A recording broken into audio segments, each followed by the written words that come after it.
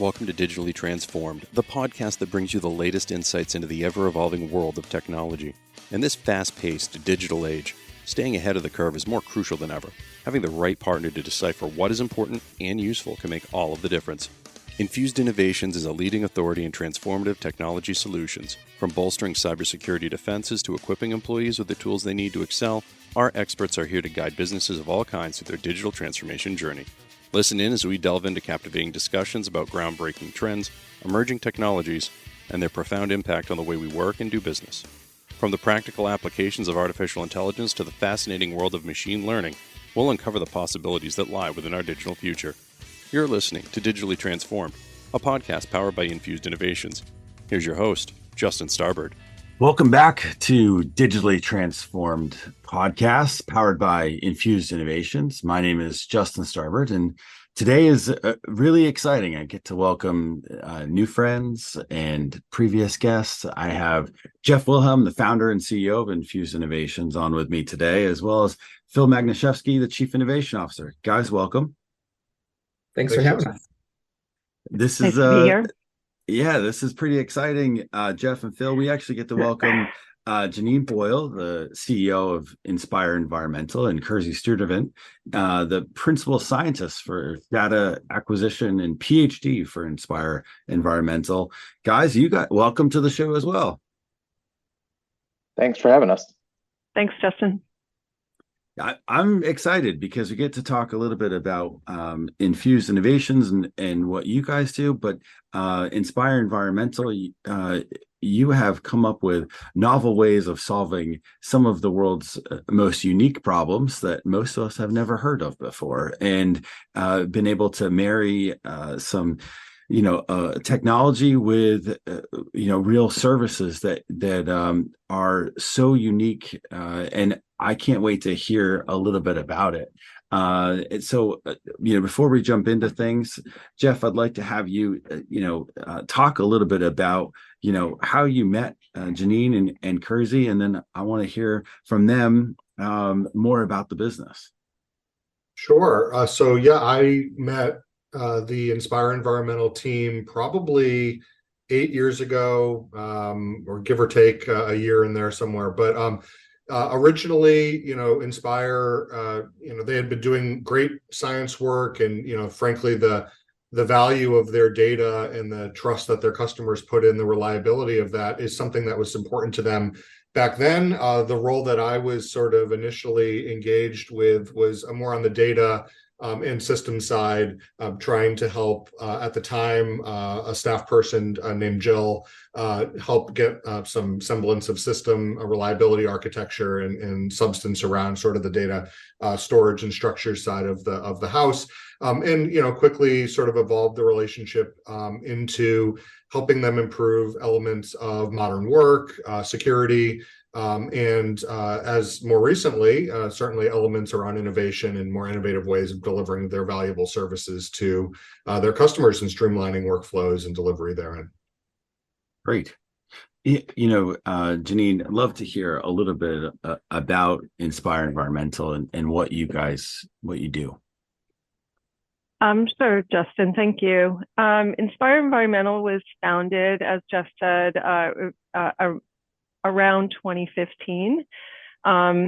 We're a small marine consulting company, and we represent the interaction of two scientists. Our founders began Inspire Environmental in 2015 to promote benthic biology to look at seafloor health. One of the founders is also a co-creator of a camera system that we use that is sort of the foundational tool for the type of science that we do for assessing seafloor health. So we have a specialized camera that collects images of the seafloor, both downward looking and profile images of the seafloor. And from that, our scientists interpret a variety of parameters that indicate the health of the ecosystem as a whole. So Kersey is one of the scientists who was brought on board to promote that type of science. And as I said, that was really the foundational work that we did when Inspire started. So we came into Inspire already with a trove of data from the founders' previous endeavors, and then embarked on a series of large-scale projects that collected seafloor data in a lot of different environments, starting in 2015. Since we started the company with that focus on benthic and seafloor health, we've expanded our service areas. We also do fisheries work, subsea acoustics, and integrated sediment management. We work in 5 primary business sectors, and that's contaminated sediments, fisheries waste, fish processing waste, dredge material management, and offshore energy. That would include offshore oil and gas and offshore wind installations. So the offshore wind has certainly become a big and profitable focus area for us. About a year ago, we were acquired by the Ventera Group, and that's a UK-based company, a service group focused primarily on developing offshore energy and promoting the transition from, fossil-based fuel to renewable solutions for energy. So as we've grown with Ventera, and as we anticipate continued growth, we plan to add people as well as services and data types. So in addition to our imaging data, we collect large amounts of geophysical data. We're going to continue to collect new types of visual data, including video and stereo camera images. And so the partnership with Infused and having a partner who can help us, secure that data, first of all, and then also help us find ways to make it more efficient and usable. It's been a really important partnership for us as we've grown and added service areas and new Sure. data types. Just listening to you and hearing, what you do, how you do it, Kersey, before we get into some of the partnership stuff and the technology, what are you looking for? And how does it change based on the industries that you're serving?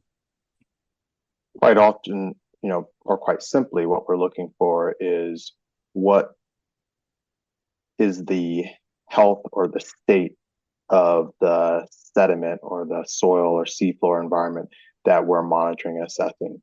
And we're doing that either to establish a baseline before any sort of activity occurs, or we're looking to document recovery or impact following some level of activity. So it's really a window and view into what the health and state of the bottom of the seafloor looks like. Yep. And it's proprietary technology. So Phil, you must get really excited when you start, thinking about all the, the sheer volume of data that's coming in. It has got to be, from a novice here, it's mind-boggling to just imagine, the data sets that you have and they're thinking about on their behalf. Yeah, it's, I think that I don't know the exact number of images and the amount of data that they have, but it's one of the largest, private collections of data outside of, government sources and such across the globe. So it's really interesting. And I think the other interesting thing about working with the Inspire team is that it's not just, one particular use case, right? They're looking at different use cases, whether it's fisheries or offshore wind. So there's different approaches that we have to take with the data sets that we're working with. And I think that, one of the more, and we'll talk about this, I'm sure, a little bit later as well, but the technology changes that we have, the tool sets that we have available to help Inspire unlock the value of that data. It's changed so fast, and it's become so much more advantageous for us and for them to really kind of find new opportunities for the work that they're doing. So it's a fabulous opportunity to work with a really great set of people. Yeah. Well, not for anything. It looks like you're having fun too, Jeanine Kersey. You gotta love coming to work every day and just seeing what is new, what came in overnight, what came in from that project over here, or is there some sort of new visual that you hadn't seen before? I think that we absolutely have fun. We are, in a more general sense, marine biologists, marine scientists, or a marine science company. And so we're kind of living every child's dream as adults. And when we are collecting this data and information, it's so visually stimulating that it really, I think, adds a level of excitement and energy to the work that we do. And especially to be able to collect such kind of visually stunning and beautiful imagery, to get robust data and information from it, and to then apply it in a real world sense that has really profound implications for, at this point, like global geopolitical causes, is really, I think, kind of a transformative experience. There's so many things here, Jeanine, from your perspective on the leadership and what you see, like, you're newer to the position, but you're, also managing this incredible wealth of talent that you have that is able to assess this information. You have great partners over here, that are helping you unlock, both what's available for you to, get into new industries or become more profitable. How do you manage that on a day-to-day basis? And we have a new owner, so we have Right. we have resources and synergies and alliances that are going to help us grow. So it's a good question, Justin. There's there's a lot going on at any given time, but I get a lot of satisfaction, as you noted, from just seeing the good work that's coming out of the team every day. And so, my role, a couple of things. One is to maintain this culture of innovation and allow the people who are working here to continue to do really interesting work, and, to provide the resources, to keep us one step ahead, because, everything we've said, it is innovative, it is proprietary. We have been doing it longer than other people, but there's always competition in this workspace. And so I need this company to be a really interesting and engaging place for creative people to come and work, and we need to stay one step ahead of our competition in terms of serving up the best images in the in the most accessible formats, and, telling the best story based on really solid science. So it really comes down to that. And yeah, that's actually really fun to do every day. Yeah. Well, people notice, right? And I mean, so now you've been, we just were recognized for this technological advances and how Infused has worked with you to really unlock some strategic brilliance within your environment, and Microsoft picked that up. Jeff, what was it like to see, to see this partnership potentially being highlighted by, Microsoft, and now, taking all the work that you've done with them, and now it's in a case study, and it's, it's not just what you've done previously, but it's what you're working on every day. Yeah, I mean, I think I speak for everyone on both teams when I say that, having good, hard work that's important to the world be featured by an organization like Microsoft, who creates great tooling, but also relies on partners and customers to actually leverage those tools to deliver something of value. It's very rewarding. It makes me proud. I certainly have enjoyed my relationship with Inspire Environmental over the years, and the people over there, as Jeanine alluded to, the people over there are just so passionate and excited to do this great work. The customers of Inspire Environmental, when they see things like that case study that you're referencing, I think, it just reinforces some of the reasons they want to work with a company like Inspire. I mean, the type of data and the trust that the customers put in the reliability of that data is paramount, and it's something that differentiates Inspire from their competitors. For us to be able to be a small piece of telling that story and leveraging technology to help them tell it in a maybe more cost-effective way, but certainly a quicker time to value, I think, is really relevant. I mean, you've often heard me say, I think I even mentioned this on a previous podcast, data, the quick time to value of delivering on, the data and the insights is so important. And, data ages like fish, not like wine, right? If you don't leverage data in real time and sort of show the value of the changing, ecosystem in as much real time as possible, you're missing valuable insights, and customers are missing the reasons that they, want to work with organizations like Inspire, for example. So no, to see the case study, come out and be able to feature some of the great work, the great science, the real work, and the storytelling that comes out of it was just something I was extremely happy about. Yeah. As an early adopter to some of this, to especially AI as a platform to be able to evaluate images and into Jeff's point, real time, what has that done to change the business or enhance the business? I think, looking forward I'll speak more about like what it can do. Well, in a real world sense, it just increases the efficiency of analysis. It allows us to more rapidly turn over the images that we have to analyze, which in theory should allow us to take on greater capacity and get the results into the hands of our clients much more quickly. Was there like a fulcrum or a pivot point where you were like, hey, we need to find a better solution? And, or was it, Infused came forward and said, hey, we think this is an opportunity for you? I think it was a bit of both. There was a recognition on our end that as the offshore wind industry was growing, and this conversation around how to incorporate AI into our analysis approach occurred really at a time of rapid growth within the offshore wind industry.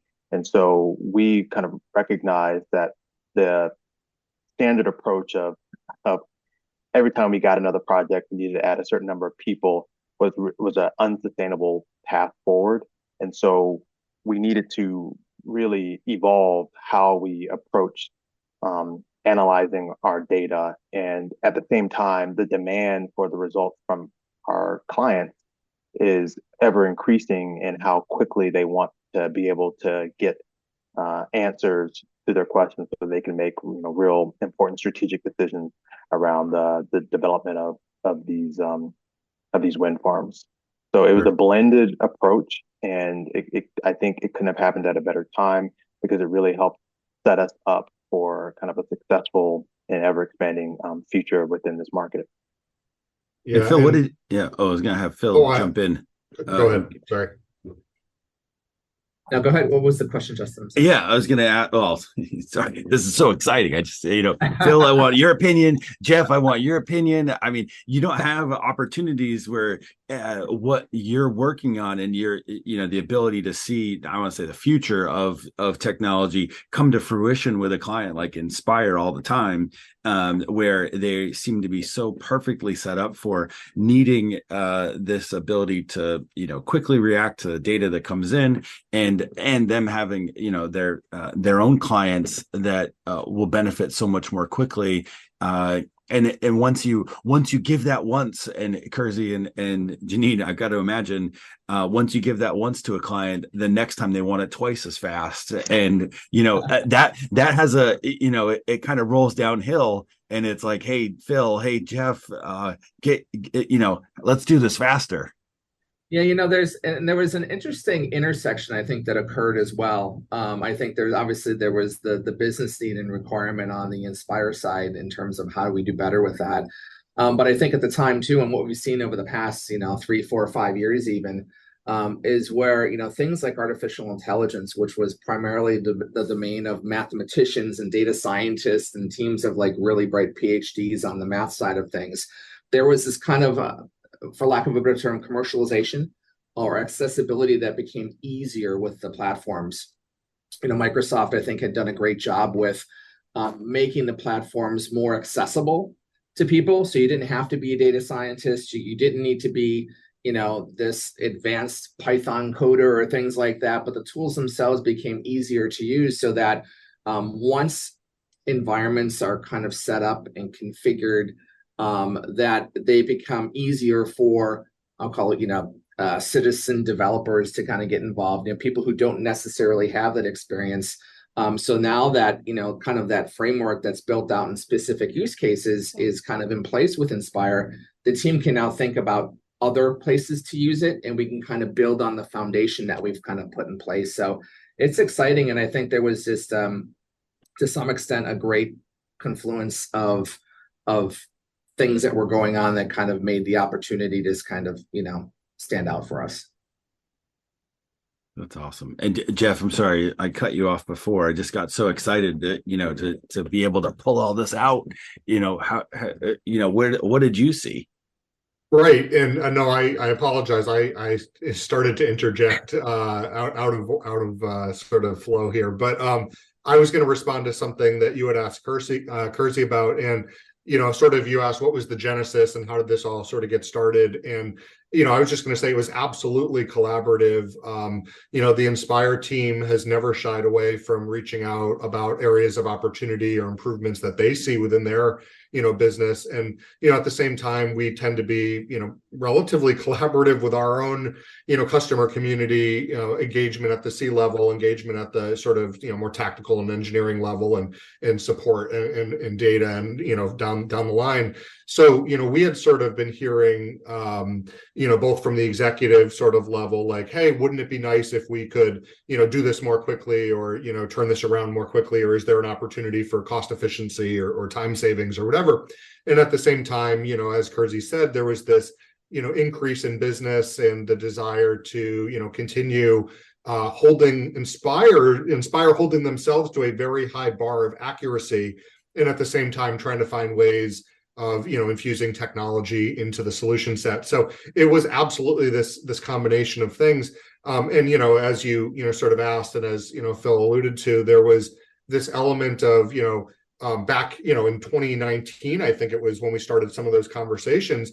How can we leverage technology, or can we leverage technology to do this, and what's the cost model and ROI of doing so, and how does that adjust sort of the total cost of delivery of a service versus another service, whatever. Those sort of back of the executive level sort of conversations, at the same time as the science and technology ones were sort of coming to bear. And we took it upon ourselves on our side of the equation to go through and get certified, not just in the technology delivery, but in responsible AI principles, because the science work that's happening, can't be biased by the algorithms that are being applied. There's this really important, I think, delivery model where it has to be a responsible delivery model. There has to be ethical efficacy, so to speak, that's delivered. So there was a lot that we spooled up on our side to enable. Microsoft helped us as well, and then bringing that technology to bear with a customer like Inspire is just an amazing experience.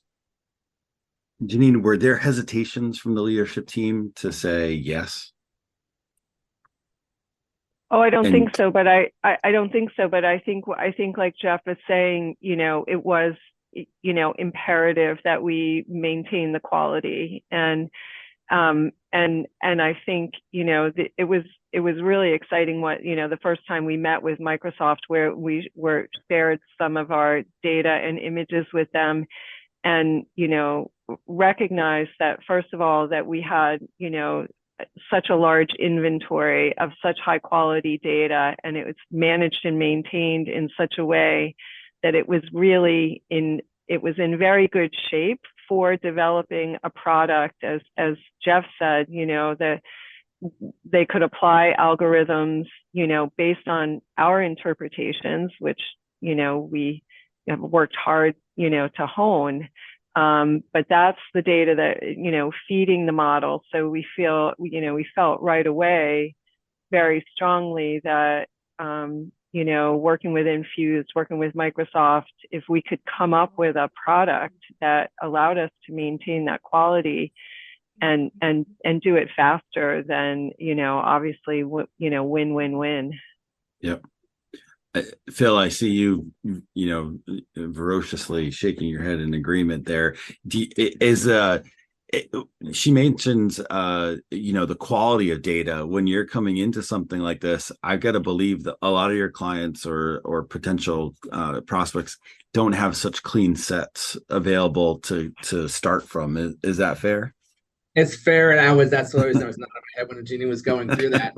It's kind of what they're known for, right? Their data quality, and it's the old adage, garbage in, garbage out, right? And we come into a lot of scenarios where organizations just don't have the type of quality of the data that's needed to build a good algorithm, right? And if you're throwing bad data into an algorithm, you're going to have bad results as a result of it. So the work that the Inspire team has done since their inception actually made that piece of it easy. And to Jeanine's point, even the folks at Microsoft during the initial engagement were just blown away by the quality. And again, it just makes their lives and our lives so much easier when doing these types of projects. That's so cool. Kersey, is that a cultural thing for Inspire? Is that like, I see you smiling every time you kind of say good data, and I'm that's got to come from you and the team, right? Having, being proud of the work that you're doing too. It's absolutely a cultural thing at Inspire. It doesn't necessarily.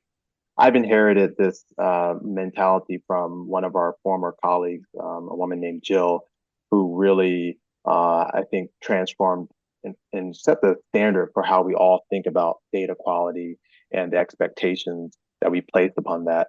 And that kind of foresight, really, even before we were thinking about needing to have our data in a certain manner, be able to capitalize on things like machine learning, that kind of foresight and pride in the quality of how we manage and house our data really put us in an advantageous position to capitalize on this opportunity. And so it's such a good example about preparing for things and holding yourself to a high standard and not recognizing what the future may hold, but allowing it to provide you with the opportunity and accessibility to be able to then take advantage of things that come out of the ether.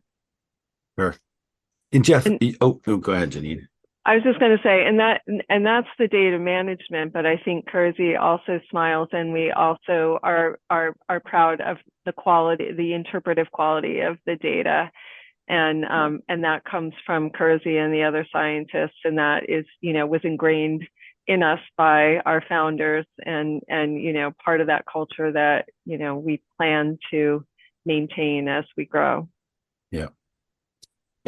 Jeff, one of the things or areas that Infused does that's so unique in this space is you have a workshop that's called Art of Possible, or Art of what's possible. That depends on who you talk to, on the professional name of it. But when you have a client like Inspire Environmental and you suggest something like that, what are your hopes for that? How did that come about, and how did the project go? Yeah, the Art of the Possible workshops, we've been running them for years. I think the first one we ran with Inspire may have been 2018, 2017, somewhere in that area. And one of the outputs of that was this initiative to sort of POC or MVP sort of a artificial intelligence, machine learning based delivery model or improvement model. So that was something that, we ran the workshop, and Phil can talk more about this too. He actually just ran an Art of the Possible workshop with Inspire a couple weeks ago and is synthesizing some results to help shape the next, 12, 24, 36-month strategy that we'll then be talking about with the leadership team and picking a couple of initiatives. So the Art of the Possible workshops absolutely become a foundational model through which we can talk openly in a safe sort of space with our customers, and let them tell us what's going on in their business, where their business is going, what's changing in their industries, if they were unencumbered by sort of current realities, whether financial or operational, what they might do differently or change. And then we get to bring, sort of to bear strategies and ideas around where we see technology and innovation happening, and machine learning and artificial intelligence was one we talked about years ago with Inspire. And I think, again, that sort of collaborative, safe conversational zone that these workshops end up being allows us to sort of bring ideas to the table, the customer to bring ideas to the table, and ultimately deliver these sorts of positive engagements that can become case studies, that are industry focused. So 100% agree. And it was an Art of the Possible that led to some of what we did here and likely to engagements in the future. Yeah, Phil, what was it like to, lead those with Inspire, and what are you most excited about, in terms of what you've learned so far? Yeah, it's awesome. I love them. And I love it because the Inspire team they're just inherently curious and collaborative people. So having a group on or in those sessions that understands their business really well, and getting them to kind of step outside the day-to-day operations of the business and start to think about, as Jeff had mentioned, what if or how might we do something differently. It's incredibly rewarding, I think, from our side of it, in terms of the trust that they put into with regards to the trust that they place in us with that kind of information and that kind of collaborative conversation. I'm excited because I learn something new every single time I do these with organizations, and I'm excited to see the level of engagement that we get from a team, and uncovering new ideas and watching ideas build off of each other. Watching people engage, within the confines of that as well. And I think that it's one of the things that I think puts Inspire, it sets Inspire apart maybe from some of their other peers and some of the organizations that I see out there too, is that their ability to do that in such an open way that it helps them really think thoughtfully about what the next 2-3 years might look like. And then, coming back, the fun part for us is obviously going back and understand, okay, to help support those things, what can we do from a technological perspective to kind of enable the organization?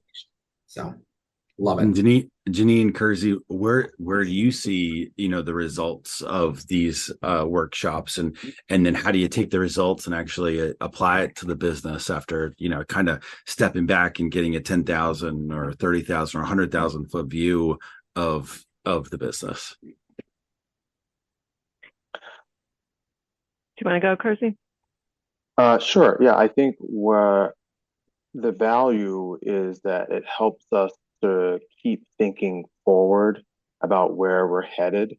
And, we can choose the most recent example with the AI approach, understanding where we're going, even in a kind of theoretical sense, allows us to structure our organization in the present to be able to capitalize and be best suited to capitalize on that vision. And so, this is one of the things that I think is most powerful about it, is that at that activity or the exercise of continually thinking forward allows us to kind of avoid complacency and to remind ourselves that, we have to constantly be adapting and improving and iterating to be successful both presently, but also, moving forward in the future. As a scientist, how do you take yourself out of that, this is what I see versus imagining what's possible. Like, does it difficult does it take a little while to get out of that and say, the day to day is, what's right in front of me, and then imagining, what you can actually accomplish? Does that change? Does it get excited to how's the blood flowing? So for me, no. I think that, there's probably two different kinds of scientists, those who have the theoretical creative aspect and kind of can see what doesn't exist. And I would probably be classified under that category, given my background. And so I really enjoy the thought exercises and thinking about what's possible. And, there's almost a bit of like impatience on my part, and in getting to that end goal. So, it's more of me like tempering my excitement to the realities of what's occurring in the present. Yeah. Justin, one of our early taglines, I'm not sure we use it exclusively anymore, but it was visualizing seafloor health. So I think sort of baked into Inspire is, there is emphasis on the data and the empirical, as you suggest, but, how can we convey this? How can we talk about this? How can we present this so that it supports decision making and an understanding of seafloor health? So I think that's where it goes. Yep. That's so cool though. I get excited about just hearing, because it's something that most of us will never see the bottom of the seafloor. We'll never understand the impacts of, what is happening above actually, does at the bottom, or, vice versa, and how everything is so interwoven and connected, and, being able to, piece those together and make transformative changes, for projects that, will be around, for generations to come, or is the building blocks of what society will look like in the future. I think that is so special and so unique, and to hear your, excitement about it, and understand, how quickly things have changed over the last 5 years. I guess this is for the group, but 5 years ago when you did this first, workshop, or, 8 years ago when you guys got involved, I mean, to think that we would be so far out from where we were then has got to be both rewarding, scary to look at what's going to be in 8 more years. How does that impact your job on a day-to-day basis? Well, I'll start really quick, but I'm sure, Inspire, Jeanine and Kersey can probably talk a little bit more eloquently about the changing industry that they're in and the direction of Inspire to be able to capitalize on some of that. But I can tell you from my perspective, working with customers like Inspire is what makes my job really interesting. I mean, every customer that we work with has areas of subject matter expertise that, I don't personally have, seeing pictures of the seafloor, as you said, Justin, some of the high resolution, beautiful imagery, it has an emotional element to it, right?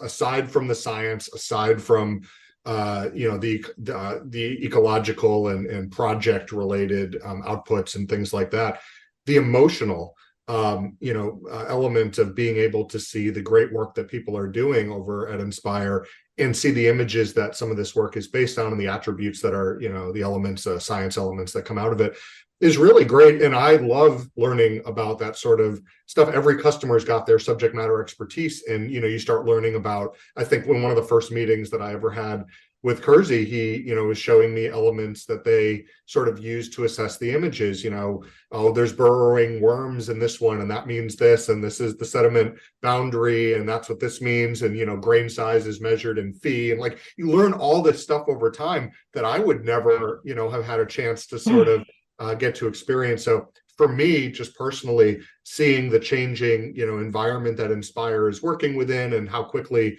offshore wind is growing and the importance of that to our sort of future as a species and the planet. To me, it's just really exciting to feel like I've learned something working with these, great people and the great data, that I've learned something that it makes me more, sort of interested in some of the work that's happening in the future for all of us. So that's just my sort of perspective as the industry has changed, as our work with Inspire has changed over the years. It's been really personally rewarding from that perspective. But I'm sure, as I said, I'm sure Jeanine and Kersey can talk more about sort of the changing space that they're in as well. Would either of you like to expound on that?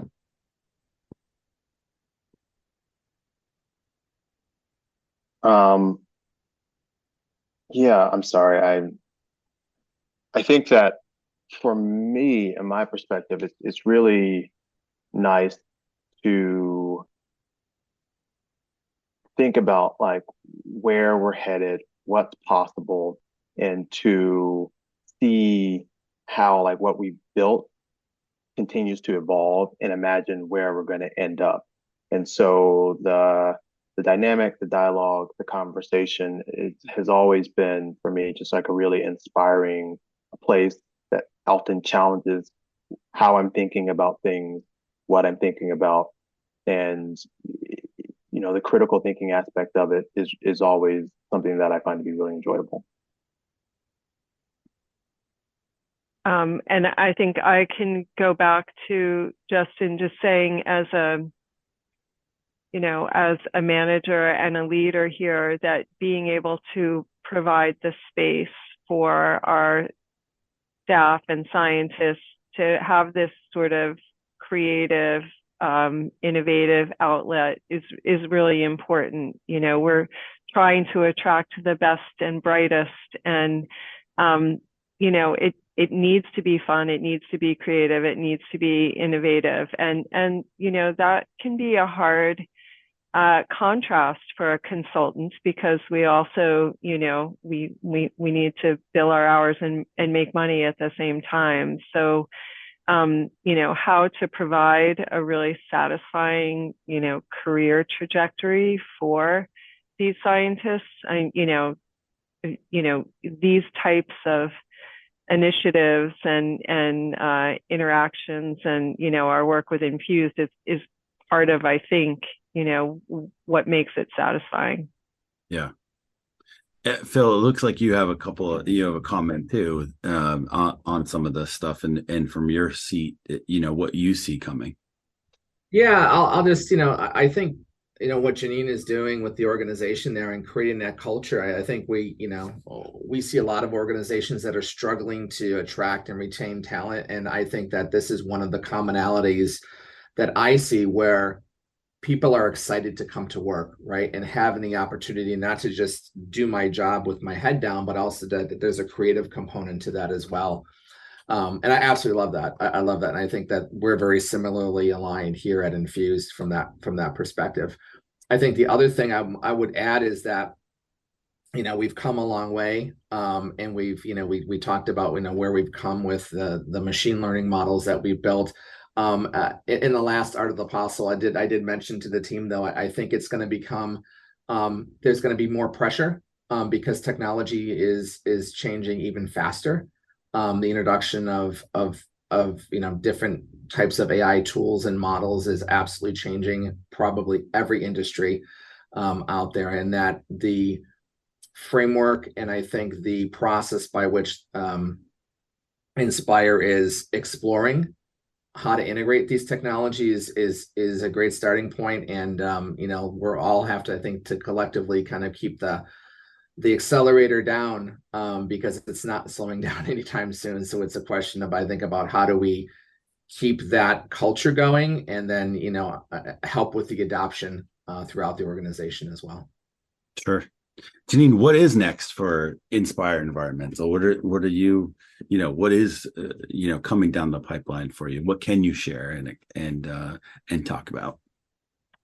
I think, Justin, we're going to continue to grow. So the last year since the acquisition has been really focused on executing on the planned growth, and now that we're just about through that and are making progress there, we need to look at the next phase of growth. So whether that's new geographies, new service lines, new areas of business, I'm not sure, but I would say between the trajectory of the industry, meaning the offshore wind industry, and our, parent company interest in growth, that, the sky's the limit. We really have a lot of opportunity. And, I see growth in numbers, geographies, and service lines. Well, and I think one thing that's really important to remember is that regardless of which, service line or which, specific project or whatever Inspire ends up embarking on, data and good science is going to be the core foundation. So having the ability to, quickly intake data, store it in a reliable way, secure, manage, do science on it, right? Clearly have some sort of workflow around, efficient science and the ability to automate where possible, and then deliver great, whether it's data visualization or, intelligence or storytelling to the end customer. Data is going to become, it's already a core tenet of what Inspire does and the reasons customers want to work with Inspire. It's only going to become more important in the vast types of data change, whether it's, I think Jeanine mentioned sort of stereoscopic sort of camera modeling, or the ability to use other sorts of data or a different whether it's whatever it is, different data types and different data formats is going to be critical, and incorporating that just adds even more fidelity to the output that the customer can expect, because you're taking in more sources of data to have better correlated outputs that the customer can then drive better business decisions around. So none of that will change. If anything, as Phil said, the accelerator continues to have to be pushed down, because you can't wait until you see change happening around you. You have to be the change that you want to see. And if you wait for your competitors to innovate and then say, maybe I should do that, they've got a 6 to 12 month head start on you. So Inspire is in a great position to be embracing this technology, in ways that are innovative and unique, based on the data that they have, because it means that they're ahead of the curve. Yeah. So it's safe to say that when there's a new iteration that comes out, they're one of your first calls to Jeff and Phil. I think we have ongoing engagement with Inspire in a way that we're pretty much talking every single day, multiple times a day, about everything that's happening in this space. That's great. Well, guys, I actually think one more thing to talk about, and maybe Phil or Jeff, you would talk about it more, but I think a really big challenge going forward is volume of data. So the amount of data that's being collected right now, for example, in the Northeast, Outer Continental Shelf and New York Bight, it's staggering the amount of data that's being collected. And there are going to be challenges in managing that data and managing it so that it is useful. And I think that Inspire can play a role there. And with Infused, we could be, a leader in that area, because I'm not sure that everyone who's collecting data can really harness and manage the sheer quantity well enough to make it useful. I mean, it's so, there's so much data, it might not, it starts to get, too heavy for use. And so being able to manage it, I think, and allowing us to utilize it is going to be really important going forward. I think the point that Jeanine was making around sort of, the amount of data that's being generated, it's true, certainly in the, in the science-based and in the, ecological sort of space that, Jeanine's been talking about. But it's true in, really any industry, the amount of data is just expanding ever so rapidly, and taking in new data types and new data formats, and critically important. We've heard this from pretty much every vertical we work in. We've heard it from research universities that we work with. The amount of data is ever increasing. The work we do with Inspire, we always try to make sure that we're thinking about what could be, as we talked about earlier, and how the data might be used and the types of data that might be acquired, but making decisions that don't preclude us from, that sort of, data ingestion and usage at scale. When we architect, solutions for customers, our focus is always on, OpEx, not CapEx. It's always on cloud native and scalability. The ability, for the systems that we've designed for Inspire to ingest, multiple petabytes of data and analyze that data, at the time of need in a really efficient way, and for the models that we build to scale effectively to meet those business needs. That's just part of how we sort of approach these engagements. But no, it's incredibly important to be thinking about, for any industry, but certainly for where Inspire Environmental focuses, it's absolutely critical to have access to these massive data sets to be able to correlate, findings and look at it over time and see how changes are happening, and just be able to provide that incredible fidelity and trust back to the customer community. And it's something that we certainly understand in our work with Inspire.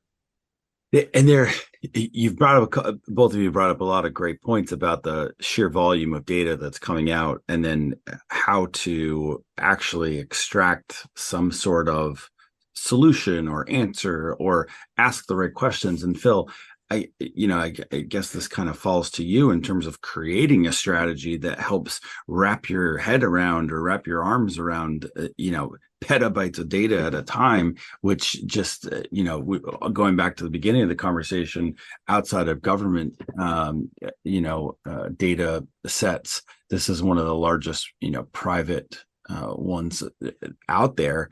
And you're adding to it daily. You're adding to it all the time. And the results that are coming out of it could potentially have, impacts for, years or decades to come. Where do you start? That's a great question. Part of it is understanding the data, the types of data that we're talking about. And I think one of the biggest challenges that Inspire has, or anyone who's doing this kind of work, is image data, right? How do you tag or understand what's in an image? Is there a way to automate that, right? And I think what we do in terms of the surveying of what's happening on the different technology tool sets that are out there, understanding kind of what's possible with that, and then kind of understanding, okay, if we're going to scale, into analyzing tens of thousands of images, right, in a given run, what technologies or what changes in processes do we need to look at in order to do that? So you're kind of approaching it from both ends, right? You're trying to understand what's the need, what's the desire, what are we trying to get as a result of this analysis, and then understanding, where is the technology today? Where is it? Where do we see it heading in the next 6 months, so that we're kind of planning for that as well. And then if there are changes that we can kind of bring to bear in terms of how we're doing the analysis from a process standpoint, I think we want to take that into account as well. So it is complex. There's a lot of moving parts, especially today. But I think just a structured thought process around it is what's important. So we're doing a lot, thoughts at Infused about, how to tell, the story of what the services actually are. I think, Jeanine, we're going to have you on just to talk about some of the strategy that goes into these things, and, pre-book you for a future, as a future guest again, and have you come back. This was incredible to hear your story, to hear how the companies have, really put the best foots forward, and where the apex is, and how it's actually creating a whole new business for you. This has been awesome. Great. Well, thank you. Yeah, Phil, thanks for being on as always. Thanks for providing your insight and experience on all this. This has certainly been eye-opening, and we will put the link to the case study from Microsoft, in this episode as well. And talking to the four of you, it's really been so much more than what was captured, and I think that is what is so unique about this partnership. Thanks, Jeanine. Thanks guys. Yep. All right. Other one. Well, Yeah, on behalf of Jeff Wilhelm, founder and CEO of Infused Innovations, Phil Magnashevsky, Chief Innovation Officer of Infused Innovations, Jeanine Boyle, the CEO